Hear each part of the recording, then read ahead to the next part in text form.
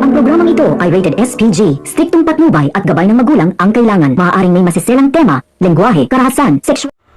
Good morning and welcome sa aking munting channel. Ito nga, tuluyan ng nahuhulog ang loob nitong si Bubbles dito nga kay Tanggol dahil nga sa pinapakita nitong tikas at gilas nga na sila ay talaga namang tinulungan nitong si Tanggol nang bastusin ni Bong si Bubbles, kahit agad-agad nga sinugod ni Tanggol si Bong sa kanilang pulungan dahil nga ayaw na ayaw ni Tanggol nang binabastos ang mga babae, lalong-lalo na nga ang matatanda. Kaya dito rin naman ay napabilib si Mayor kay Tanggol dahil hindi niya sukat akalain na ganun pala kaprinsipyo itong si Tanggol, na kayang-kaya niyang pumatay para lamang ipagtanggol silang dalawa, si Mayor at si Bubbles. Kaya nga nasabi dito ni Mayor na nagkamali siya ng haka-haka or hinala na masamang tao itong si Tanggol. Kaya't ngayon ay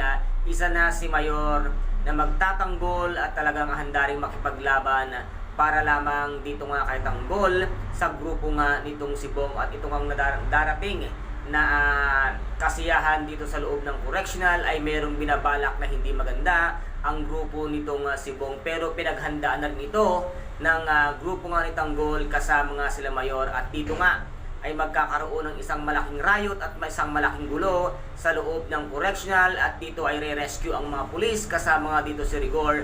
At dito naman ay si Tanggol na naman ang sisisihin nga itong si Rigor na siya ang nagsimula ng gulo. At dito rin ay makikitil ang buhay nitong ang si Chief Espinas kasama si Warden at ang kanyang mga kasamahan.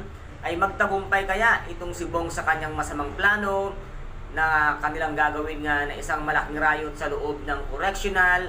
At nasabi nga dito ni Bong na huwag gagalawin si Chief Espinas at si Tanggol dahil siya mismo ang kikitil ng buhay ng dalawang ito.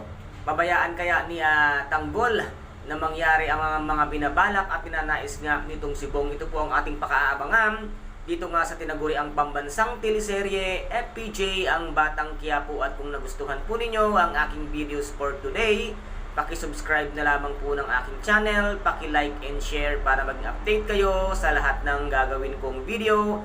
Maraming salamat po. Ingat, God bless, and bye-bye!